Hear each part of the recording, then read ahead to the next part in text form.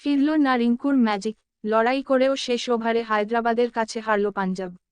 আইপিএলের রুদ্ধশ্বাস লড়াই। ভিডিও শুরু করার আগে আমাদের চ্যানেলটি সাবস্ক্রাইব করে, ভিডিওটিতে লাইক শেয়ার কমেন্ট করে আমাদের সাথেই থাকুন। 6 বলে দরকার ছিল 29 রান। ব্যাট করছেন তরুণ আশুতোষ শর্মা, আর আগের ম্যাচের নায়ক শশাঙ্ক সিং।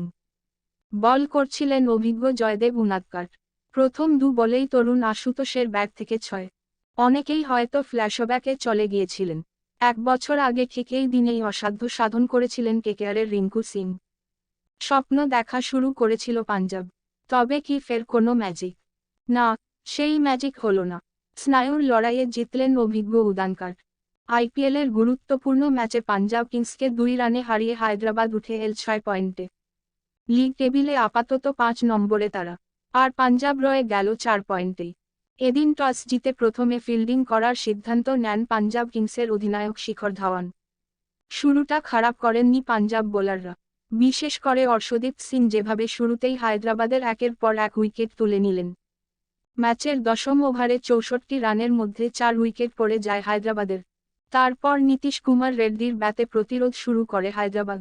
প্রথমে ক্লাসেন এবং পরে আব্দুল সামাদের সঙ্গে জুটি বেঁধে হায়দ্রাবাদকে 150 গন্ডি পার করান তরুণ ব্যাটার। মূলত রেড্ডি এবং সামাদের ব্যাটেই 182 রান পর্যন্ত পৌঁছে যায় হায়দ্রাবাদ। পাঞ্জাবের পেস সহায়ক পিচে এই 183 রানের লক্ষ্যমাত্রা পূরণ বেশ চ্যালেঞ্জিং ছিল। আর সেটা বোঝা গেল পাঞ্জাব ইনিংসের গোড়া থেকেই। হায়দ্রাবাদ একেবারে শুরু থেকে একের পর এক উইকেট তুলে চাপে ফেলল পাঞ্জাবকে। শেষদিকে চমক দেখান আশুতোষ এবং শশাঙ্ক। কার্যত অসম্ভব একটি ম্যাচকে শেষ ওভার পর্যন্ত টেনে নিয়ে যান তারা। 7ম উইকেটের জুটিতে 66 রান তোলেন তারা, তাও দ্রুত গতিতে।